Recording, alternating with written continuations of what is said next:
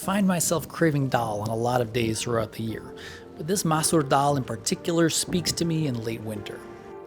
I first started playing around with this recipe a number of years ago after trying my hand at Mira Soda's recipe for daily dal in her cookbook Made in India.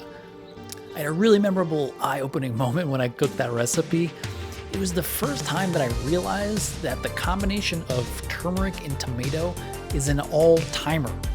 It's on par, if you ask me, with tomato and basil. There's an insane affinity there. Winter, too, is my favorite time to break out the good cans of tomatoes. I'm always a proponent for working with the best fresh stuff that's in season, but there's not a lot of variety to work with at this time of year. Chris Bianco's tomatoes are some of my favorite American-grown canned tomatoes that I've tried. While my upbringing has me conditioned a bit to use Italian San Marzanos, these American ones pack more of a sweet punch than the mineral-rich Italian ones, and I think they stand up really well in this recipe. It all starts by building a masala paste. The first thing I look at when building a base of flavor are the aromatics. I chopped up 2 cloves of garlic, 1 shallot, and 1 knob each of ginger and turmeric root.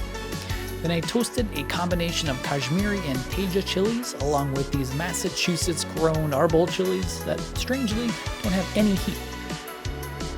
I blended these all in the cup of my wet grinder with some water and smoked salt until I had a rough paste. Next, I added coconut oil to my little all-clad saucier and got it hot over a medium-high flame. Here I added garam masala, fenugreek seeds, and fenugreek leaves. If you're looking to pick up a garam masala, I've really been enjoying Floyd Cardoz's collaboration with Burlap & Barrel here. This blend is heavy on the clove and cardamom, which adds a nice base note to the tomatoes in this recipe. I bloomed these spices in the hot oil for about 30 seconds and then added in the aromatic paste. I stirred these together and let it fry over medium heat for 10 to 15 minutes. I grabbed my large saucepan and added about 12 ounces of those Bianco tomatoes that I crushed and passed through a food mill. I brought those up to a simmer, added in the masala paste, and stirred to combine. The contents of this pot can cook forever and only get better, so with this in place, I moved on to the next part of the dish. I grabbed a bag of masoor dal and poured 1 cup of the lentils into 3 cups of boiling water. I let them cook for about 20 minutes to get started, and then I poured the whole thing into the pot with our now intensely flavored and thickened masala paste. The liquid from the lentils picks up the fond on the bottom of the pan here with some not too vigorous stirring. I added another couple of cups of water here to loosen this up to a soup-like consistency and then let that simmer away. Technically, you can eat a delicious bowl of this dal right here and now, but this gets better by orders of magnitude with some long, low, and slow simmering. When it gets too thick, I add more liquid and just let it keep going, simmering away, intensifying in flavor. This TOMAHAWK fennel idea, it didn't quite turn out to spec, but it's something I'm definitely going to fine-tune in a future video. I'm a sucker for a large format vegetable dish, and this whole roasted fennel can sure strike a pose on the table. For this version, I sliced a whole piece of fennel in half and trimmed it of its fronds. Then I rubbed it with coconut oil and dusted it with some green tikka and chaat masala. I threw that into a 425 oven for about an hour, splashing the pan with a ladle of water about halfway through.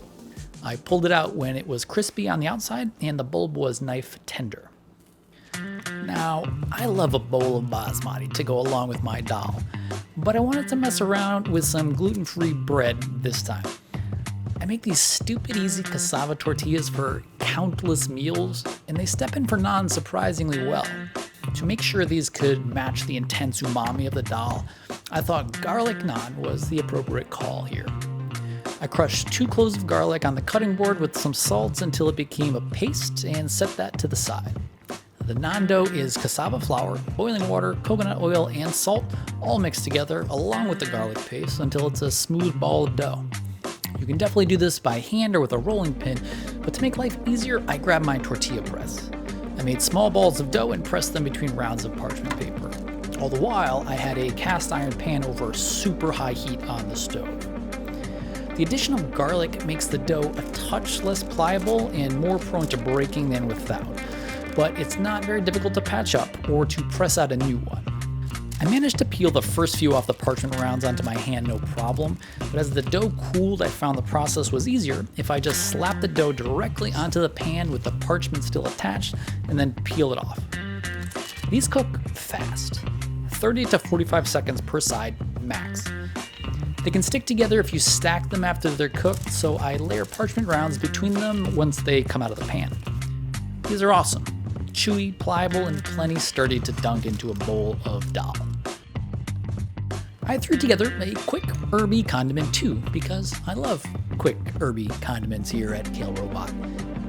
I chopped up a couple of green chilies, fennel fronds, cilantro, and mint, and added that into the cup of my mini food processor. Into this, I added a dash of hing, fennel pollen, and some chaat masala. Then I squeezed in a lime and blitzed the whole thing with a little salt and water. Voila! A quick green chutney. This dal ended up simmering for close to 6 hours, since it takes so long to film everything while I'm cooking.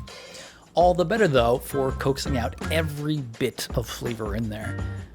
I like this dal on the thick side, especially when accompanied by naan. The tomahawk fennel, as I mentioned, it needs some work. I'm happy with how it presented, but the outer layers and the stalks were a bit too tough to eat. The flavor was definitely there, and the inner bulb and the center of the stalks were super tender and pretty creamy. Stay tuned for a version 2 after I workshop this one a bit. The naan, like I said, they were awesome. I love a good flatbread. For whatever small nuisance the addition of garlic made to the dough, after cooking, it was the perfect texture and crazy flavorful. The quick green chutney did its job. It added some brightness to the meal from the herbs and lime and brought a little extra heat to the party from those green chilies.